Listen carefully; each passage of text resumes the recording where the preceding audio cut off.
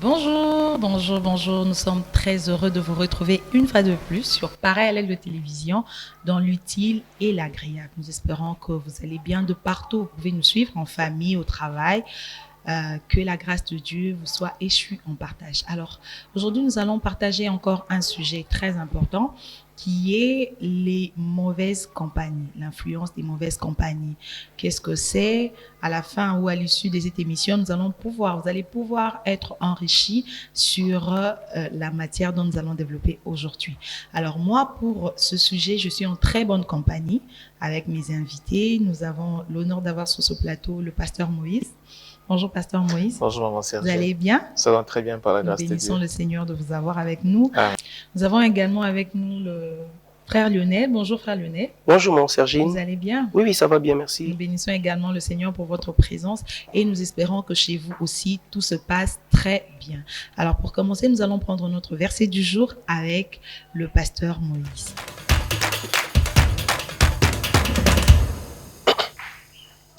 Merci beaucoup, maman Sergine. Notre passage de ce jour se trouve dans le livre de 1 Corinthiens, chapitre 13, le verset 33. La Bible dit, « Ne vous y trompez pas, les mauvaises compagnies corrompent les bonnes mœurs. » Je me relire ça dans une autre version. Français courant dit, « Ne vous y trompez pas, les mauvaises compagnies sont la ruine d'une bonne conduite. » Et la version Semeur nous dit d'ailleurs, « Attention !» Attention, ne vous y trompez pas, les mauvaises compagnies corrompent les bonnes mœurs. Déjà, maman Sergine, lorsque nous lisons ce passage, nous comprenons déjà ce que Dieu est en train de nous dire dans ce passage déjà.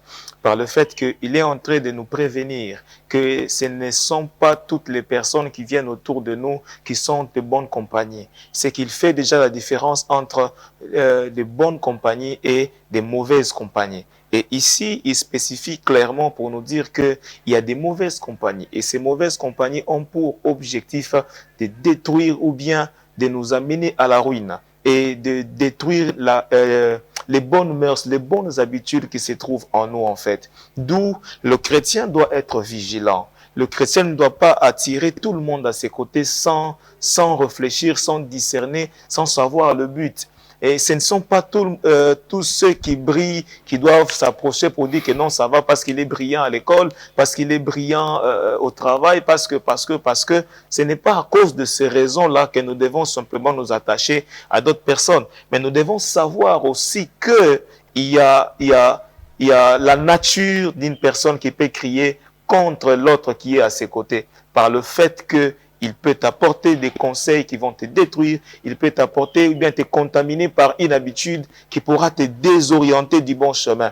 Nous l'avons vu, il y a beaucoup de personnes qui ont commencé une carrière tellement bien, il était là avec ses amis, il travaillait correctement, mais un certain contact simplement qu'il a eu avec des gens autour de lui l'a désorienté. Il est devenu une personne carrément différente. Qu'est-ce qui s'est passé? Ce n'est pas la personne qui a changé, mais l'influence de ce contact-là a fait quoi? La désorienter du bon chemin. Alors, par ce passage, Dieu nous amène à comprendre, à discerner et à savoir sélectionner. À savoir sélectionner. Tu ne prends pas tout sur le chemin, mais tu sélectionnes. Tu sais, en sachant qu'il y a des mauvaises compagnies qui peuvent nous désorienter, qui peuvent nous détruire et nous amener à la ruine. Parce que l'objectif que Dieu a pour nous, c'est quoi? C'est que nous puissions être heureux, que nous puissions être dans la joie et que nous puissions prospérer. Et que nous puissions garder notre race, garder notre vie chrétienne comme elle se doit. Donc Dieu nous met en garde et Dieu nous permet de comprendre que chacun de nous doit savoir faire une bonne sélection, doit savoir choisir et ne doit pas prendre tout ce qui frappe aux yeux comme étant bon. Mais il doit savoir qu'il y a aussi des mauvaises compagnies qui peuvent nous détruire pendant notre parcours sur cette terre. Merci beaucoup, pasteur Moïse. Donc, sur cette terre, nous sommes accompagnés des gens. Je pourrais dire que nous naissons dans les familles, on ne choisit pas sa famille. Pasteur Moïse, vous êtes d'accord avec moi? Très d'accord. Frère Lionel, vous êtes d'accord avec moi? On ne choisit pas les membres de sa famille. Mais dans la société, en avançant, on rencontre des personnes. On peut les rencontrer à l'école, on peut les rencontrer à l'université, on peut les rencontrer dans la vie courante. Donc, ces personnes-là peuvent être bonnes ou mauvaises.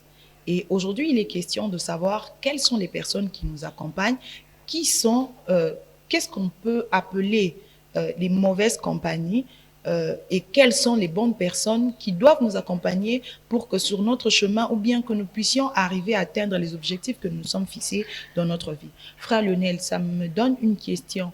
Qu'est-ce que la Bible entend de mauvaise compagnie au regard de la Bible, puisque nous devons rester un peu bien structurés là par rapport à la Bible? Qu'est-ce que la Bible entend des mauvaises compagnies? Ok, merci beaucoup pour cette belle question. Je crois que, comme le pasteur Moïse déjà venait de le dire tantôt, la Bible nous recommande de faire attention aux mauvaises compagnies.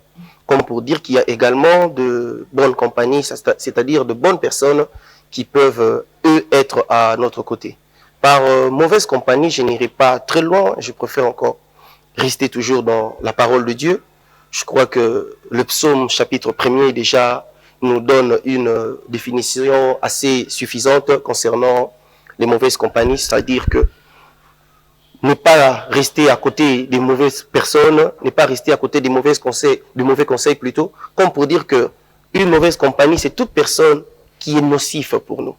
Toute personne qui, surtout pour nous, enfants de Dieu, qui nous éloigne de Dieu, qui nous emmène loin de la volonté parfaite de Dieu que nous sommes censés accomplir. Alors, c'est par là que nous voyons c'est quoi une mauvaise compagnie. C'est-à-dire toutes ces personnes, toutes ces choses, toutes ces réalités qui nous poussent à être loin de Dieu. C'est vrai que certaines choses peuvent être bonnes pour d'autres, mais pas forcément pour nous. Et dès que c'est le cas, alors sachons que cette chose-là est une mauvaise compagnie. Et nous devons nous séparer de cela. Merci beaucoup, frère Lionel. Donc, c'est au regard de la parole de Dieu que l'on sait dire que ça, c'est bien, ça, ce n'est pas bien. Donc, nous circoncisons déjà la chose en disant que c'est par rapport à la chrétienté, par rapport à ce que la Bible appelle mal, à ce que la Bible appelle péché, que l'on sait voir par rapport à la vie de quelqu'un à nos côtés, savoir que ça, c'est une mauvaise compagnie. Pasteur Moïse, est-ce que c'est parce que, au fait, on ne n'est pas chrétien, on n'est pas chrétien, on le devient. On peut avoir ses amis déjà avec qui on vivait, des condisciples, des connaissances, des collègues, mais au moment où on se convertit, on donne sa vie à Jésus-Christ, ces amis-là, quand on se rend compte maintenant que la façon de se comporter de ces personnes-là n'est pas conforme à la Bible, alors que devons-nous faire de ces connaissances-là? Est-ce qu'on les abandonne du coup? Comment on fait?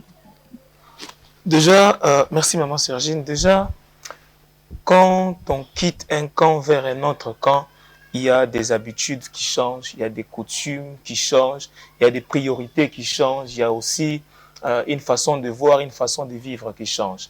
Alors nous, quand nous quittons le ténèbre vers la lumière, nous sommes éclairés par la parole de Dieu. Déjà, notre façon de vivre change en fait au profit de la parole de Dieu. Alors déjà, avant même de prendre position sur ces problèmes-là, déjà le style de vie de la personne qui a quitté un camp vers un autre, déjà est une question déjà qui pourra se régler déjà dans les habitudes. Parce que comment moi j'étais habitué avec, je prends l'exemple, avec le frère Lionel, j'étais habitué peut-être à aller dans un bar prendre de la boisson, c'est pas le cas, hein. Alors, alors imaginez qu'à partir de ce moment que je change de camp, je n'ai plus cette habitude d'aller avec le frère Lionel. Déjà, les points communs qui nous reliaient avec lui est tombé. Oui. La fréquentation devient difficile. Vous voyez un peu. La cohabitation devient difficile. Déjà, moi je me dis que être chrétien, la lumière et le ténèbre ne cohabitent pas. Déjà, par le fait que je suis dans la lumière, mes habitudes vont gêner ceux du ténèbre. Et ceux du ténèbre vice-versa. Donc déjà, par notre façon de vivre là, ça sera difficile que l'on puisse se mettre ensemble. Alors, je trouve mal. Il y a qui se dit, non, je suis chrétien, et voilà, bon, je suis avec mes amis, on est... Donc, vous avez tous les mêmes habitudes, les mêmes points communs, vous allez tous au même endroit. Alors, je me pose la question, qu'est-ce qui a changé? Qu'est-ce qui a changé? Si on dirait, comment je peux dire ça? Si on dirait... Il y a une expression en lingala qui dit, je ne sais pas si ça va aller dans le même sens de ce que vous dites, abongolika amakolo. Mais oui. Ouais, là, c'est un problème, maman Sergine. C'est un peu, vous voyez, comme un porc, vous l'enlevez, excusez-moi le terme, hein, vous l'enlevez de la boue, vous l'amenez dans un lieu cimenté, clair.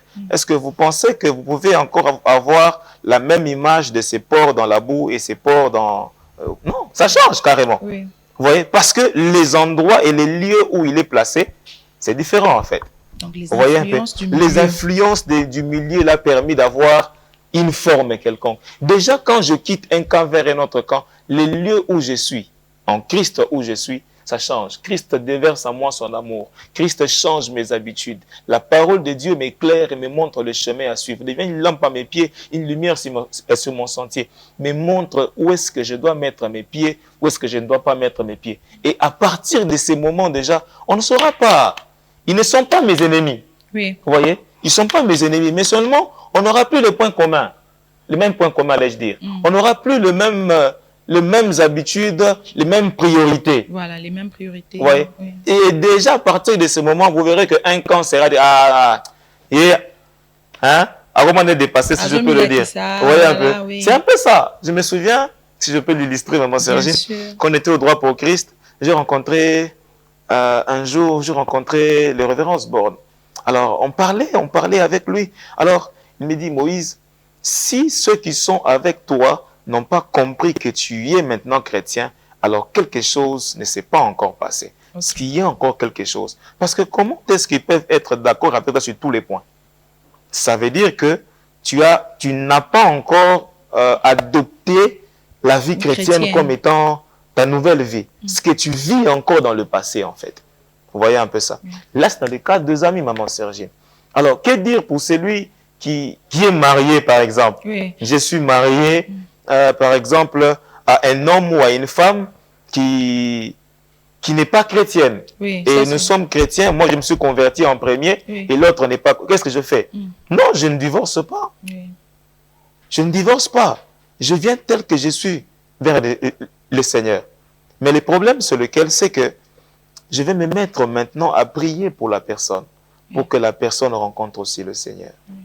Je me mets à travailler, à prier, à la porter aussi la bonne nouvelle. Ouais. Ce que je ne peux pas changer par mes conseils, je peux le faire par mes genoux. Seigneur, tu peux toucher son cœur. Il peut ou elle peut me considérer comme étant son amant et ne pas prendre en compte ce que je dis. Mais si toi tu interviens, son cœur ne pourra même pas s'élever pour s'opposer. Son cœur va fléchir. La Bible dit que les cœurs des rois sont comme des courants d'eau. Il les dirige où il veut. Vous voyez un peu ça. Ce n'est pas une cause de divorce. Oh non, je vais divorcer. Je me suis marié païen, alors comme elle ou bien il est resté encore païen, je divorce. Non, c'est faux. C'est vraiment faux. Tu viens tel que tu es vers le Seigneur. Et de la même manière que Christ t'a choisi, t'a sauvé, il peut aussi les sauver. Amen. Il peut aussi les sauver. Même pour les enfants. C'est pas parce que tu as reçu Christ que je dois déshonorer les parents. Non. Tu as reçu Christ, tu es chrétien, mais les parents restent parents. Parents, tu continues à les respecter. Tu continues à les respecter, à les aimer, à obéir aux parents. Et la chose à faire, c'est quoi? C'est de temps en temps, pendant que vous partagez avec eux, le parler aussi de Dieu et prier pour eux. Et le Seigneur, qui est miséricordieux, le ramènera aussi. Amen. Merci beaucoup, pasteur Moïse. Mais je veux ajouter quelque chose à ce que le pasteur Moïse a dit. Il y a une différence. On ne vous dit pas d'aller épouser un païen. Pasteur Moïse, on doit faire la part des choses. Les chrétiens, que ce soit un homme ou une femme, ne va pas dire, comme on le dit bien dans notre pays, non, non. C'est pas, toi, tu n'es pas pasteur. Hein, tu n'es pas pasteur et tu n'es même pas Dieu qui change les cœurs. Quelqu'un disait d'ailleurs, maman Sergine, que le mariage n'est pas une campagne d'évangélisation. Cette personne-là, que Dieu le bénisse, parce que c'est vraiment ça. Donc, toi, tu ne vas pas aller changer la personne. Tu n'es pas Dieu. Les chrétiens, au fait, c'est même l'importance du sujet de ce jour. Si on peut choisir une bonne compagnie, on peut éviter les mauvaises compagnies en amitié.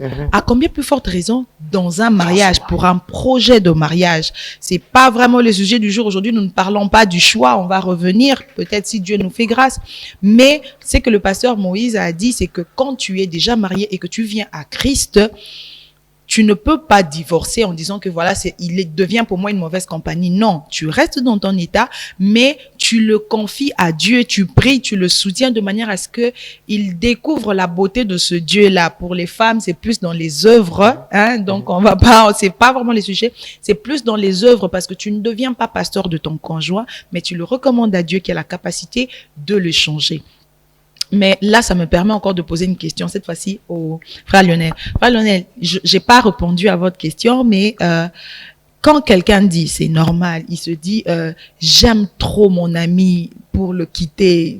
C'est facile, hein, c'est bien de dire, voilà, c'est une mauvaise compagnie, je suis devenu chrétien, je le mets de côté. Mais il y a des gens qui se disent, vraiment, je l'aime beaucoup. Prenons les cas des amoureux aussi, hein. Donc, on n'est pas mariés.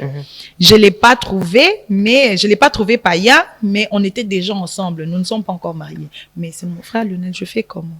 Ok, merci pour cette belle question. Je crois qu'il y a plusieurs personnes également qui peuvent se retrouver dans ce cas. Se retrouvent certainement dans ces cas. Mais avant de pouvoir y répondre, j'aimerais juste ajouter un tout petit peu dans ce que le pasteur Moïse venait de dire tantôt. Oui.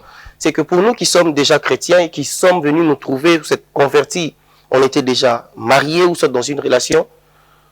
C'est vrai que nous avons changé, mais nous ne sommes pas obligés, par exemple, pour ceux qui sont mariés, dans le cas de vouloir divorcer. Non. Notre moment de conversion n'est pas forcément le moment de l'autre. Okay. Peut-être que quand Dieu vient vers moi, c'est qu'il a aussi l'objectif de toucher l'autre et il passe d'abord par moi. Alors ne soyons pas pressés directement comme, bon, les mauvaises compagnies corrompent les bonnes mœurs. Moi, je me suis converti. Directement, on te voit au tribunal pour chercher à divorcer. Directement, on te voit, bon, je vais changer de parents. Moi, mes parents ne sont pas encore convertis. Un enfant qui est converti, papa et maman ne sont pas encore convertis. Ils viennent vous dire, non, je vais changer de parents. Non. Le temps que toi, Dieu t'a donné de te convertir, peut-être que c'est ton temps à toi, mais ce n'est pas encore le temps des autres. Apprends plutôt à prier pour eux, à leur parler de Dieu avec beaucoup d'amour. Et quand le moment arrivera aussi, ils vont changer et vous continuerez ensemble. Car surtout pour ceux qui sont dans le cadre du mariage et de famille, parce que on ne choisit pas la famille. Oui. Et quand on se retrouve déjà dans cette situation, sois patient et laisse le temps pour que ça puisse arriver. Amen. Et concernant la question qui vient d'être posée, oui, tu aimes la personne, vous étiez ensemble, mais quand nous constatons que on n'a plus les mêmes idées, on n'a plus la même façon de faire. Est-ce qu'il faudrait mourir parce que tu aimes cette personne? Tu te dis, bon, on doit continuer, je l'aime, je n'ai pas de choix. Je crois que la réponse, c'est non. La seule personne qui s'est sacrifiée, pour nous, c'est Jésus. Parce que même quand plusieurs personnes viennent dire que, bon, vous verrez que quand il faut se sacrifier, réellement donner sa vie, jusqu'à présent, à part Jésus, je n'ai encore vu personne, même pas ce papa qui dit qu'il aime son enfant. Mais quand il y a la mort devant, vous voyez, le papa cherche à s'enfuir et à abandonner son enfant. Alors, dans ce genre de situation, je crois que la meilleure des choses à faire, c'est déjà de prendre du recul. Parce que, quand on parle de mauvaise compagnie, en fait, on ne nous demande pas forcément de couper court avec tout le monde. Cela signifie que, comme j'ai changé, je ne veux plus te parler, je ne veux plus te saluer, je ne veux plus avoir tes contacts. Non. Il faudrait plutôt prendre du recul, c'est-à-dire mettre une distance qui va plutôt t'aider, toi. Parce que quand tu te dis, bon, j'aime la personne, mais en aimant, tu risques de mourir. Et quand tu vas mourir, tu verras que ça sera une perte pour toi et peut-être même que tu seras là et tu meurs, tu te retrouves en enfer sous prétexte d'un amour peut-être qui n'allait pas produire quelque chose plus tard. Il faudrait plutôt s'arrêter de voir est-ce que cet amour va m'apporter quelque chose. Moi, j'ai déjà changé. Lui, il n'arrive pas à changer. Qu'est-ce que je suis censé faire? La Bible dit que deux personnes ne peuvent pas marcher ensemble quand ils ne s'entendent pas. Alors, quand tu constates que ça ne va pas, cet amour-là, je ne sais pas, ce n'est pas un amour qui doit t'obliger à rester tout près de la personne. Je crois que c'est un amour qui peut te pousser à être loin et à lui conseiller de loin pour que cette personne puisse aussi changer. Si Dieu fait grâce et que cette personne suit ton chemin, alors vous pouvez continuer. Mais si la personne ne suit pas le même chemin que toi, je pense que ça serait important de ne pas mourir, mais de se sauver et d'avancer convenablement. Donc, quand on se retrouve dans ce genre de situations, savoir un peu prendre du recul pour pouvoir mettre un peu les choses au clair et ensuite savoir comment avancer, serait une très bonne chose pour chacun d'entre nous. Merci beaucoup, frère Lionel. Alors, soyez équilibrés. Ça demande beaucoup d'équilibre, ça demande beaucoup de courage. Les relations, il s'agit des sentiments ici. Mais la vie éternelle n'a pas de sentiments. La vie éternelle, le salut est individuel. On vous demande pas d'être égoïste, mais le salut est individuel. Et il s'agit de votre vie éternelle. Quand vous recevez Christ, je peux vous parler, en fait, notre papa a l'habitude de dire qu'on ne peut pas te dire quel goût a le miel quand tu ne l'as pas goûté. Tu vois? Absolument. Donc, quand toi, tu as reçu Christ, tu comprends la valeur de Christ. Tu sais d'où Christ t'a sorti. Au fait, ici, quand nous parlons des mauvaises compagnies, c'est pas sur des choses bénines, sur des petites choses. Nous parlons sur des choses qui influencent vraiment dans les mal. Les gens qui influencent les gens à faire des mauvaises choses. Vous pouvez multiplier les exemples dans votre vie. Vous savez, quand l'appel de Christ est sur vous, vous pouvez aussi sentir. Vous sentez que vous menez une vie, mais vous vous sentez pas à l'aise dans cette vie. Vous êtes entouré de certaines personnes qui vous poussent à faire certaines choses, mais il y a une petite voix au fond de vous qui vous dit, vous vous sentez pas à l'aise au fait dans ce mode de vie-là. Et quand Dieu vous fait la grâce, parce que si vous vous sentez déjà dans cet état, c'est qu'il y a quelque chose que Dieu est en train de faire naître en vous. Et lorsque le Seigneur vous fait grâce, que vous puissiez lui donner votre vie, vous avez goûté à ce miel-là. Mais vous ne pouvez pas expliquer à quelqu'un d'autre que voici le goût du miel. Il n'y a que la grâce de Dieu qui peut ramener cette personne-là. Alors, vous ne pouvez pas faire le choix. Vous devez faire le choix plutôt, j'allais dire, entre la vie, la véritable vie que vous avez rencontrée en Christ et ce que cette personne-là vous apporte, les avantages que cette personne vous apporte. Parce que, comme le disait mon invité de la fois passée, le diable, il donne avec la main droite, il récupère avec la main gauche.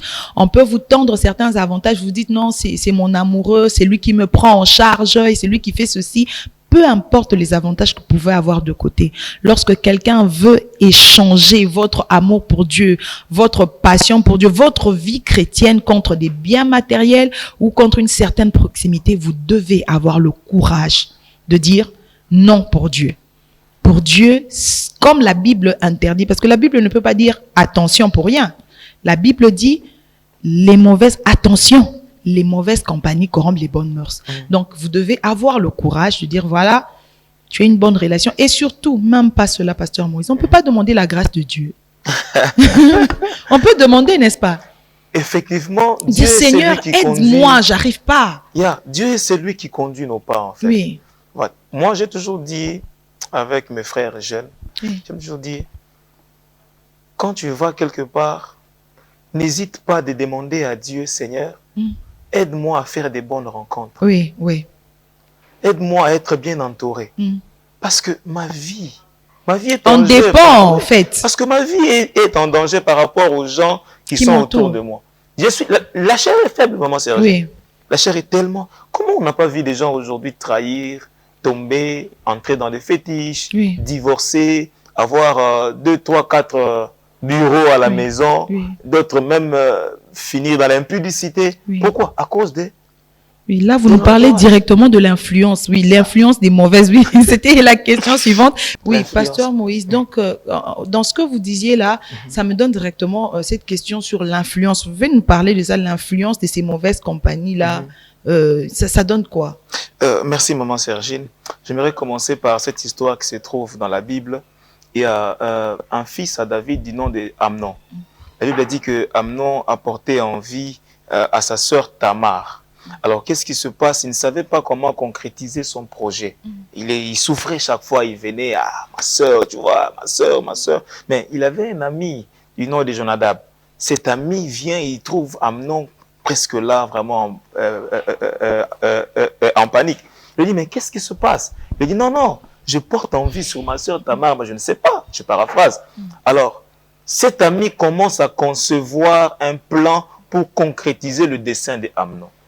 Vous voyez un peu. Il dit, non, fais-toi passer pour le malade. Et tu demanderas au roi que Tamar vienne te visiter et que tu manges de sa main. C'est-à-dire qu'elle prépare chez toi et qu'elle te serve. Vous voyez. Il aurait pu dire, non, mais mon frère, tu sais que chez nous, c'est interdit. Tu vois. Et d'ailleurs, même lorsque Tamar vient, il dit, demande au roi, notre père, que tu me prennes pour femme. Ce ne sera pas un problème. Tu vois un peu ça. Mais pourquoi me déshonorer serait commettre un si grand péché. Vous voyez un peu ça. Mais il refuse. Il manifeste le plan là. Il concrétise ce plan là d'abord. Ouais. Et à la fin, qu'est-ce qui se passe? Nous connaissons la guerre qui s'est élevée avec Absalom. Absalom qui était le frère à Tamar. Oui. Vous voyez un peu ça. C'est pour dire que les amis que nous avons aujourd'hui, certains nous amènent toujours des conseils parfois qui ne nous permettent pas de rester dans le bon chemin. Qui ne nous permettent pas de rester dans la voie de Dieu. Et lorsque nous prêtons oreille à tous ceux qu'on nous dit, nous tombons dans la fosse, nous tombons dans la ruine. Ici, je me redire à quelqu'un, pendant qu'on était en train de parler, je le sentais dans mon cœur comme ça. Tu es là, tu es marié, tu as une femme à la maison, mais ta femme n'a pas encore d'enfant. Attendez le temps de Dieu. Mais tu prêtes déjà oreille à celui qui est à tes côtés, qui te dit, non, voilà, que non, il faut aller trouver une autre femme à côté, il faut essayer ailleurs. Lorsque tu vas aller essayer ailleurs, tu sais ce que ça pourra te ramener dans la maison. Ça sera vraiment des divisions, des moments difficiles, peut-être même t'amener à la mort. Alors n'essaye pas, ne prête pas oreille. Maman Sergine, la Bible dit, mon fils, si le pécheur veut te séduire, ne te laisse pas gagner. Ne te laisse pas gagner. Ne laisse pas que le conseil de l'ennemi entre dans tes oreilles. Parce que la foi vient de ce qu'on entend. Vous voyez un peu ça? C'est ce qu'on entend qui oriente notre foi et qui dirige nos décisions, qui oriente nos pas dans tout ce que nous faisons en fait. Et vous verrez beaucoup de personnes aujourd'hui en train de commettre des bêtises énormes. Il est dans les fétiches, dans l'impudicité, dans l'ivrognerie. Il était fidèle, maintenant il est infidèle. Il ne rentre plus à la maison après les boulots. Donc après les boulots, donc il est after, donc il est partout. Il n'avait pas l'habitude au départ. Hein. Mais qu'est-ce qui l'a poussé à faire ça? L'influence. Ah, toi, tu penses quoi? Donc tu es les plus fidèles ou quoi? Allons un peu. Ah, il dit, bon, ça va pour plaire à mes amis, je vais. Tu as suivi les conseils des autres. Et aujourd'hui, il y a du feu dans ta maison. Il y a du feu aujourd'hui autour de toi. Mais tu ne sais pas te rendre compte, c'est où? Ce n'est pas les démons. C'est l'oreille que tu as ouverte là, que tu as prêtée à tes amis là. C'est ce qui est à la base de ces choses. Je peux encore le dire aujourd'hui. Combien sont tricheurs aujourd'hui? Comment il est arrivé à tricher? Non, tu vois, quand tu seras là-bas, arrange-toi seulement. Non, c'est pas un problème. Ça va se passer. Va corrompre, tu vois ce monsieur tout genou fléchi, tu vois, tu vois. Comment il est arrivé à corrompre? Il a ouvert les oreilles, il a entendu. Vous voyez un peu ça. Et quand il tombe dans ça, il se perd. Il se perd. Combien de filles sont devenues des filles mères aujourd'hui? Tu vois, filles mères. Pourquoi? Parce que bon, tu es jeune, non, au moins, là, maman Sergine, pardon, faut nous inviter un docteur ici un jour pour nous dire c'est quelle maladie là même là. On va le faire. C'est quelle maladie là même là qu'on souffre quand on se contient. Oui. Vous voyez un peu ça. Okobé là, c'est quoi? Je ne comprends pas c'est quoi. Mais vous verrez qu'à la fin de ça, les conséquences, vous les assumez seul. Il dit non, c'est pas moi. Ouais, non. C'est pas logique, c'est pas juste. Apprenons à nous ressaisir, apprenons à discerner tout ce qui entre dans nos oreilles. Choisir qu'est-ce qu'il faut faire entrer et qu'est-ce qu'il faut rejeter. Choisir qui peut être autour de nous, qui peut m'accompagner dans quoi, qui peut m'aider dans quoi. Et vous ferez un bon parcours et vous marcherez avec le Seigneur. Merci beaucoup, Pasteur Moïse. Et vous savez, il y a des gens qui disent aussi, Frère Luna, vous avez déjà entendu ça quand on dit, hey, est-ce que nous allons bien bon? C'est eux qui sont les premiers à laver les mains. Il te dit, moi je t'ai dit seulement d'aller, mais je t'ai pas dit d'arriver jusque là-bas. J'ai pas dit jusque là comme moi. Non, certainement, je crois que c'est ce qu'ils s'est dit. Moi, je t'ai pas demandé d'aller jusque là. Donc, d'où, faites quand même attention. En fait, la fidélité de Dieu n'a pas de limite. La fidélité de Dieu, elle va au-delà de tout ce que vous pouvez imaginer. Tu vois, là où tu te dis vraiment, Nasuki, c'est parce que eux font pour moi. Moi, j'ai un témoignage d'un ami qui était dans un groupe, une très mauvaise fréquentation à l'université, et ces groupes-là allaient faire, ils soudoyaient les assistants et tout ça là pour qu'ils passent à la session. Et en nous fréquentant, quand il nous a rencontrés, il s'est décidé, il a dit en tout cas, moi, cette clique-là, je ne veux plus aller avec eux parce qu'ils avaient beaucoup de mauvaises pratiques au-delà même de celle-là. Et ce frère-là a recommencé 13 cours en deuxième session. Donc, c'est comme si il faisait la session unique. Et nous l'avons porté en prière, ma sœur et moi. On l'a tellement porté en prière. Lui, il étudiait de son côté et nous, on l'encourageait. Ça va aller, ça va passer. Et il est passé cette année-là pour une première fois, sans brancher, sans rien. Il a fait sa session et il est passé. Lui-même, il était étonné de ses propres exploits. Imaginez. Mais il y avait la grâce de Dieu. En fait, ces choses-là vous gardent aussi dans un état de dépendance. Vous vous dites, si je ne fais pas ça, mais ça n'a déjà qu'au salango, donc j'ai pas de choix. Mais aujourd'hui, nous venons vous dire dans l'utile et l'agréable, parce qu'il s'agit ici, vous pouvez faire, tout m'est permis, mais tout n'est pas utile. Si vraiment vous aspirez à la vie éternelle, si vous aspirez à la vision de Dieu, vous devez faire la part de choses entre l'utile et l'agréable. Et il s'est découvert des talents. Il a dit, mais mon repère, je n'ai pas fait ça. Et voilà, je me suis retrouvé. Donc, le diable, c'est aussi un piège du diable qui veut nous garder dans cet état-là de servitude, des influences mauvaises. Et voilà un peu. Donc, que Dieu vous donne le courage de résister, que Dieu vous donne le courage de lui faire confiance parce que Azaka Nzambe, il a des bonnes choses pour vous, il a une bonne destinée pour vous. Et donc, frère Lionel, je voudrais prendre un petit bémol ici parce que lorsque le pasteur Moïse parlait, il a dit un frère, il a dit que c'était un juif, mais qui avait donné un mauvais conseil. Donc, nous ne disons pas ici seulement que les chrétiens sont des bonnes personnes. Donc, c'est un point. Les chrétiens ne sont pas, c'est pas eux les bonnes compagnies. Donc, on peut aussi se retrouver avec un frère, mais qui est pour moi qui donne des mauvais conseils.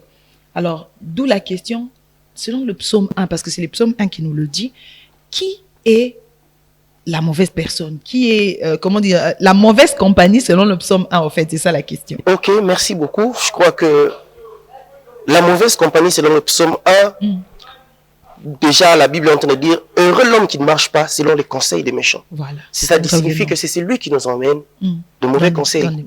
C'est un méchant. Quand nous marchons avec ces genres de personnes, c'est là que nous nous retrouvons dans de mauvaises compagnies. Oui. Donc, celui qui nous emmène de choses qui sont contraires à Dieu, comme on l'avait dit tantôt au début, c'est lui qui nous emmène de choses qui, je crois qu'au-delà de Dieu, par exemple, quand on vient nous donner ça à l'université, il y a des amis, au lieu de nous soutenir à étudier, au lieu de nous soutenir, à nous booster pour qu'on puisse donner les meilleurs de nous, et ils nous disent, voilà, on va corrompre, on va passer par là. Ceux-là, ce sont de mauvaises compagnies, ce sont des gens qui, automatiquement, il faudrait quitter. Ces gens d'amis qui viennent te dire, non, il faut d'abord connaître une femme, connaître un homme avant de se marier. Ce sont ces gens de personnes qu'on est en train de parler ici. Ça peut aussi être un chrétien parce que des fois on croit que tous ceux qui viennent à l'église sont forcément enfants de Dieu, sont forcément réellement convertis, ils sont passés par une bonne conversion. Alors que ce sont eux-là qui viennent nous dire facilement. Et vous verrez, ils viennent avec des versets du genre, la chair est faible, mais là, dès que vous voyez ces gens de personnes, même s'il est à l'église, comprenez que ça, ce n'est pas une bonne compagnie. Et c'est ces gens de personnes qu'il faut automatiquement fuir. Ce sont ces gens-là qui ont une mauvaise influence sur nous. Et je crois qu'il y a un auteur qui a dit quelque chose, disant que nous sommes le reflet de 5 ou 6 personnes que nous côtoyons chaque jour. Ouais, imaginez quelqu'un qui côtoie toujours des gens qui viennent lui dire la chair est faible, la chair est faible. Il est à l'église, mais vous verrez que automatiquement, ça sera un chrétien piètre. Ça ne sera pas un chrétien qui manifestera réellement Dieu, comme le Seigneur attend qu'il puisse se manifester. Vous voyez un étudiant qui est toujours avec les gens, qui dit, bon, allons jouer à la PlayStation, allons faire ceci pendant que les autres étudient. À la fin, c'est eux-là qui viendront. C'est l'abus qui est mauvais. Oui, en fait, je ne suis pas en train de dire que la PlayStation est une mauvaise chose. Non, ce n'est pas le sujet du jour non plus. Mais seulement que j'ai vu des gens à l'université, pendant que nous, on était dans l'auditoire, et ils étaient en train de faire ça. Ils passaient toute la journée, ils arrivent au campus le matin jusqu'à 17h, quand on finit le cours, et aussi quittent. Donc c'est comme si on avait 2 auditoires différents. Ouais. Ce sont ces genres de personnes, c'est dans ces genres de situations que ça devient mauvais. Ouais, quand on s'enivre un peu de ces choses à un degré où on ne sait plus choisir ce qui est utile pour nous, et c'est là qu'on se retrouve dans ça. Et ce sont ces genres de personnes qui sont des mauvaises compagnies. Ce sont, comme la Bible le dit, ceux qui nous emmènent de mauvais conseils, ceux qui viennent nous pousser à aller tuer, ceux qui viennent nous pousser à aller commettre des choses qui ne glorifient pas Dieu. Effectivement, ce sont ces genres de personnes que nous sommes censés éviter parce que c'est eux qui viennent corrompre effectivement les bonnes mœurs que nous avons. On dit, dis-moi qui tu fréquentes, je te dirai qui tu es. Il y a aussi un exemple qui me monte, pas un exemple, mais oui, un exemple qui me monte dans la tête. Donc, on dit, dis-moi qui tu fréquentes, je te dirai qui tu es. Vous savez, avec le neveu d'Abraham, Lot, il n'est pas allé, il n'était pas dans Sodome. Il a choisi de rester à côté de Sodome. Donc, ces gens-là, des fois, vous ne les fréquentez même pas, ils sont à côté de vous. Vous choisissez d'être à côté de ces personnes. Et les influences de Sodome viennent sur vous. Vous venez dans un lot, comme les gens qu'on a arrêtés récemment ici dans notre pays. Peut-être que vous n'étiez pas, vous, dans les kidnappings, mais vous vous êtes retrouvés dans les rayons des kidnappeurs. Donc, du coup, vous êtes associés à ces gens-là. Donc, apprenons à faire la part de choses. Yeah. Apprenons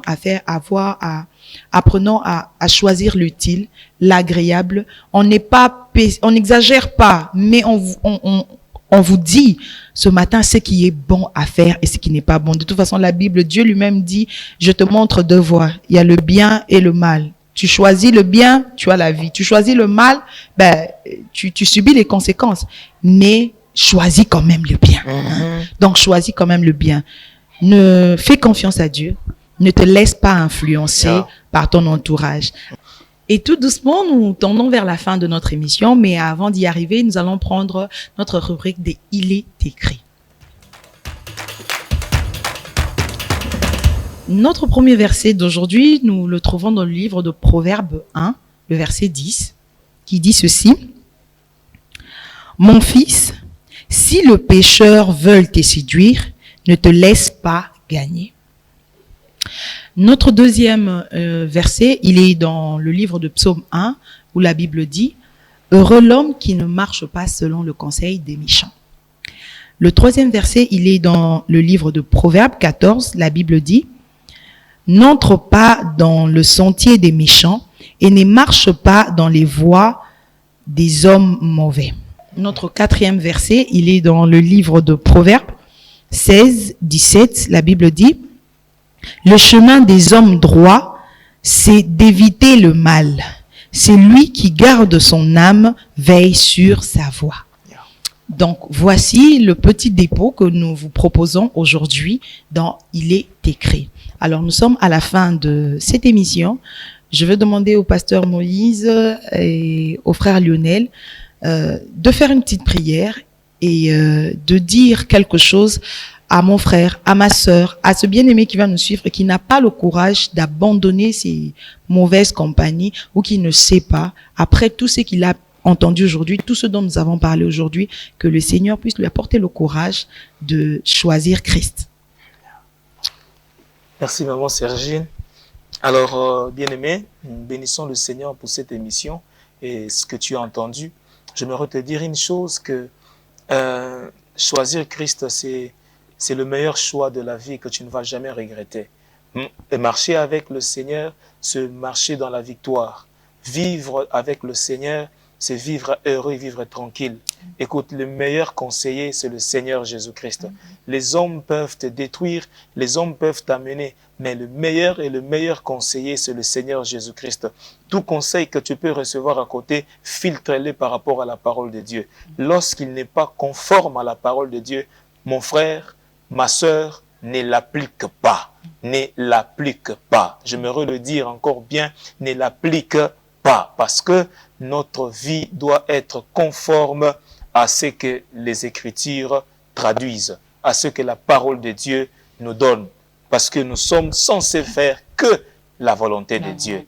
Alors je te prie, lorsqu'il faudra faire les choix de tes amis, fais-le par rapport au Seigneur. Sois vraiment, vraiment rigoureux par rapport au choix des amis. Ne laisse pas n'importe qui entrer dans ton cercle le plus serré. Ne laisse personne venir souffler dans ton oreille quelque chose qui pourra te détruire ou qui pourra ruiner ta vie. Sois prudent, sois prudente et veille sur ton âme. Veille sur ton âme. Merci beaucoup. Frère Lionel, nous pouvons faire cette petite prière? Effectivement. Éternel Dieu Tout-Puissant, nous te bénissons, Père. Merci parce que je crois que au travers de ces sujets, tu permets à quelqu'un, Seigneur, de se séparer des mauvaises compagnies. Je crois que, Seigneur, aujourd'hui, quelqu'un prendra la décision de mettre fin aux mauvaises relations. Seigneur, je prie pour ceux qui sont plongés dans des mauvaises choses et qui ne savent pas comment le faire. Que ta grâce soit sur eux, que ta sagesse, Seigneur, leur touche, afin que, Seigneur, ils mettent fin à ces choses.